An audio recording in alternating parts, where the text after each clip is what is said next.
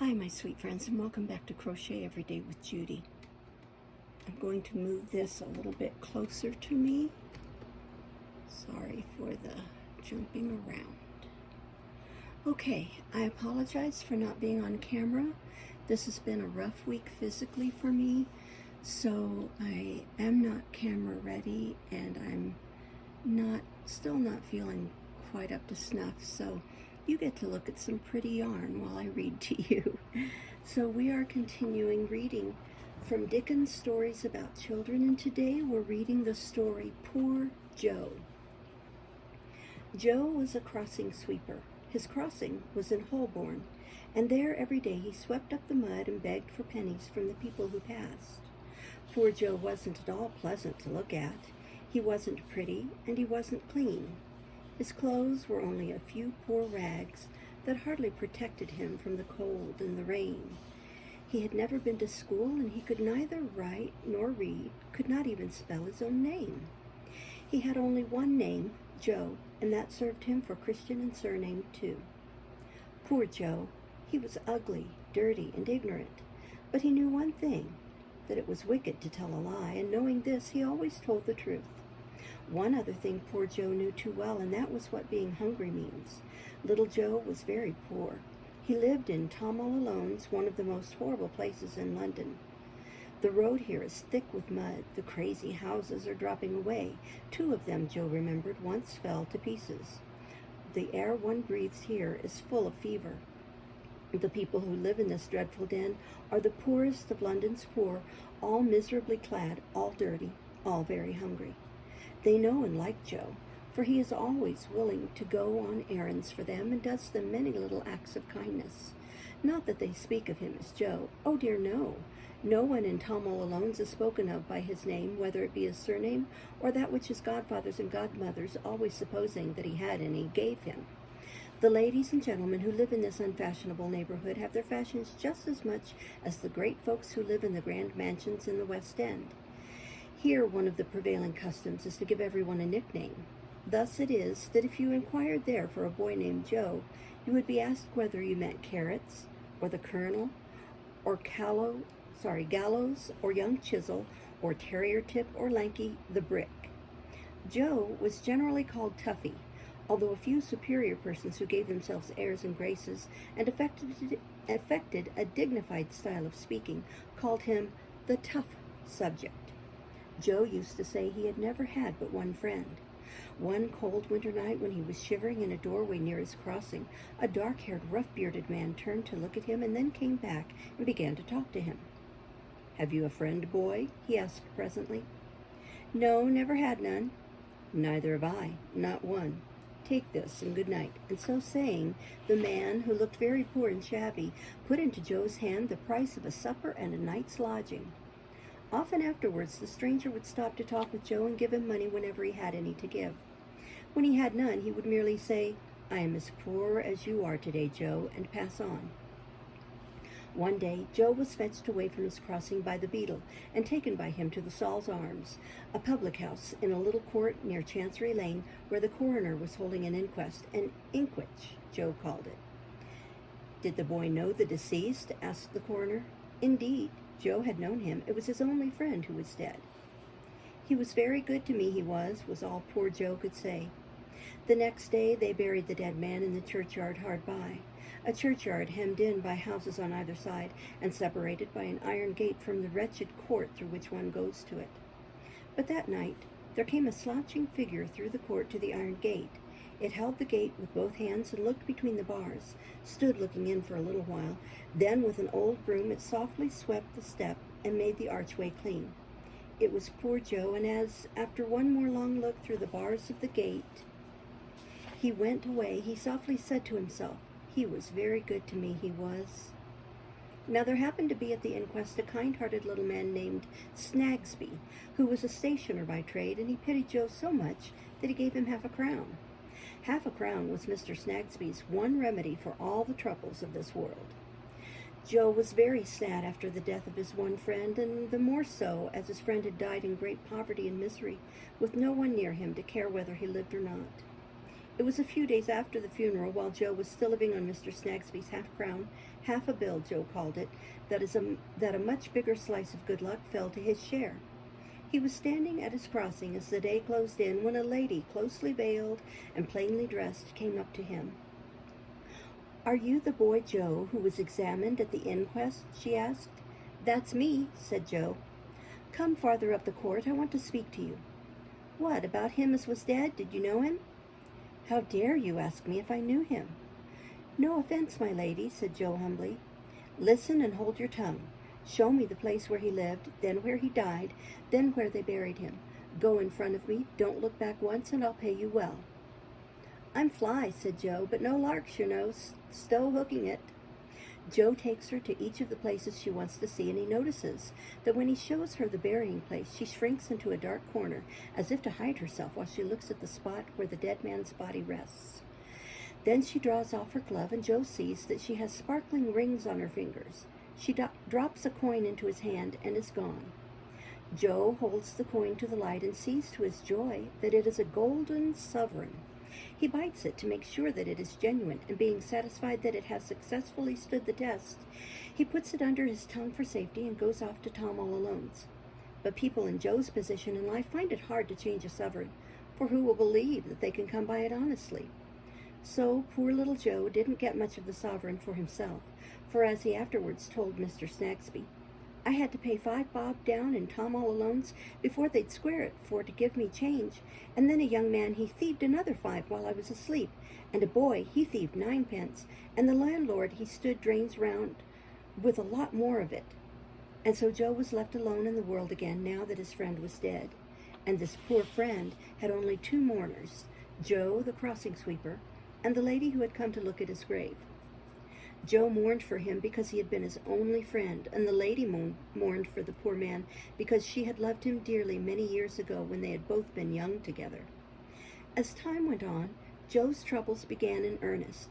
The police turned him away from his crossing, and whenever they met him, they ordered him to move on. It was hard, very hard on poor Joe, for he knew no way of getting a living except at his crossing.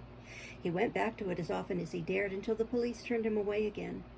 Once a policeman, angry to find that Joe hadn't moved on, seized him by the arm and dragged him down to Mr. Snagsby's. "What's the matter, constable?" asked Mr. Snagsby. "This boy's as obstinate a young gone-off as I know, although repeatedly told to, he won't move on." "I'm always a-moving on," cried Joe. "Oh, my eye, where am I to move to?" "My instructions don't go to that," the constable answered. "My instructions are that you're to keep moving on. Now, the simple question is, sir," turning to Mr. Snagsby, "whether you know him. He says you do." "Yes, I know him." "Very well, I leave him here, but mind you keep moving on." The constable then moved on himself, leaving Joe at Mr. Snagsby's. There was a little tea party there that evening, and Mr. Snagsby filled Joe's hands with the remains of the little feast they had had. And now Joe began to find life rougher and harder than ever. He lost his crossing altogether and spent day after day in moving on. He grew hungrier and thinner, and at last the foul air of Tom all Alone's began to have an ill effect even on him, the tough subject. His throat grew very dry, his cheeks were burning hot, and his poor little head ached till the pain made him cry. Then he remembered a poor woman he had once done a kindness to, a brickmaker's wife, who had told him she lived at St. Albans, and that a lady there had been very good to her. "Perhaps she'll be good to me," thought Joe, and he started off to go to St. Albans. So it came about that one Saturday night Joe reached that town very tired and very ill. Happily for him, the brickmaker's wife met him and took him into her cottage. While he was resting there, a lady came in. The lady sat down by the bed and asked him very kindly what was the matter. "I'm a-being froze and then burnt up and then froze and burnt up again ever so many times over in an hour. And my head's all sleepy and all a-going round like, and I'm so dry in my bones as nothing have so much bones as pain." "Where are you going?" "Somewheres," replied Joe. "I'm a-being moved on, I am." "Well, tonight you must come with me, and I'll make you comfortable." So Joe went with the lady to a great house not far off, and there, in a nice warm loft, they made a bed for him, and brought him tempting, wholesome food. Everyone was very kind to him. Even the servants called him old chap, and told him he would soon be well. Joe was really happy, and for a time forgot his pain and fever. But something frightened Joe, and he felt he could not stay there, and he ran out into the cold night air. Where he went he could never remember, for when he next came to his senses, he found himself in a hospital. He stayed there for some weeks and was then discharged, though still weak and ill. He was very thin, and when he drew a breath, his chest was very painful. "It draws," said Joe, "as heavy as a cart." Now a certain young doctor by the name of Allan Woodcourt takes a stroll through Tom all Alone's one morning. The banks of a stagnant channel of mud is the main street of Tom all Alone's. Nothing is to be seen but the crazy houses shut up and silent. Tom all Alone's is still asleep and nothing is astir.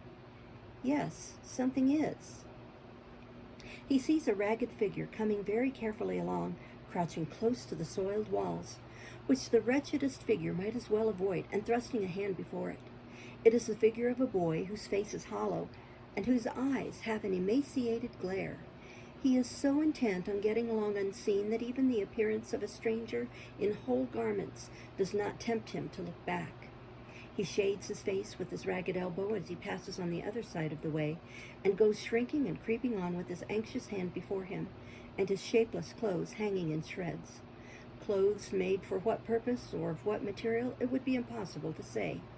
They look in color and in substance like a bundle of rank leaves of swampy growth that rotted long ago. Allan Woodcourt pauses to look after him and note all this. He walks on, thinking about the child, and soon, overtaking him, stops to talk to him. Joe has known so little kindness in his forlorn life and is so ill that he can scarcely answer the good doctor. But presently Joe takes courage, and he looks at the friendly face and hears the quiet voice, and is quite ready to follow Allan Woodcourt. Joe was taken to a clean little room and bathed and had clean clothes and good food and kind people about him once more. But he was too ill now, far too ill, for anything to do him any good. "Let me lie here quiet," said poor Joe, "and be so kind, anyone as is passing nigh where I used to sweep, as to say to Mr. Snagsby as Joe what he knew once is a-moving on." Excuse me. One day the young doctor was sitting by him when suddenly Joe made a strong effort to get out of bed. "Well, Joe, what is the matter? Don't be frightened." "I thought," says Joe, who has started and is looking round, "I thought I was in Tom all Alone's again. Ain't there nobody here but you, Mr. Woodcourt?" "Nobody." "And I ain't took back to Tom all Alone's, am I, sir?" "No." Joe closes his eyes, muttering, "I'm wery thankful." After watching him closely a little while, Allan puts his mouth very near his ear and says to him in a low, distinct voice, "Joe, did you ever know a prayer?" "Never knowed nothing, sir." "Not so much as one short prayer?" "No, sir, nothing at all. Mr. Chadbands, he was a-praying once at Mr. Snagsby's, and I heard him, but he sounded as if he was a-speaking to hisself and not to me. He prayed a lot, but I couldn't make out nothing on it. I never knowed what it was all about." It takes him a long time to say this, and few but an experienced and attentive listener could hear, or hearing, understand him. After a short relapse into sleep or stupor, he makes of a sudden a strong effort to get out of bed. "Stay, Joe, stay. What now?" "It's time for me to go to that there burying ground, sir," he returns with a wild look. "Lie down and tell me. What burying ground, Joe?" "Where they laid him as was very good to me. Very good to me indeed he was. It's time for me to go down to that there burying ground, sir, and ask to be put along with him. I wants to go there and be buried. He used fur to say to me, 'I am as poor as you today, Joe,' he says. I want to tell him that I am as poor as him now, and have come there to be laid along with him." "By and by, Joe, by and by." "Ah, perhaps they wouldn't do it if I was to go myself. But will you promise to have me took there, sir, and laid along with him?" "I will indeed." Thank you, sir. Thank you, sir. They'll have to get the key of the gate afore they can take me in, for it's allus locked. And there's a step there as I used for to clean with my broom. It's turned very dark, sir. Is there any light a-comin'?" "It is coming fast, Joe." Fast. The cart is shaken all to pieces, and the rugged road is very near its end. "Joe, my poor fellow." "I hear you, sir, in the dark, but I'm a-gropin'.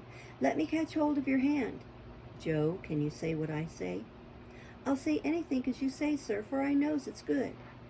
"Our Father." Our Father. Yes, that's very good, sir. Which art in heaven. Art in heaven. Is the light a-comin', sir? It is close at hand. Hallowed be thy name. Hallowed be thy name. The light has come upon the dark, benighted way. Dead. Dead, your majesty. Dead, my lords and gentlemen. Dead, right reverends and wrong reverends of every order. Dead, men and women born with heavenly compassion in your hearts, and dying thus around us every day. That's from Dickens' book, Bleak House. We'll stop there and start next time with the toy maker and his blind daughter. Thank you so much for listening. Bye-bye.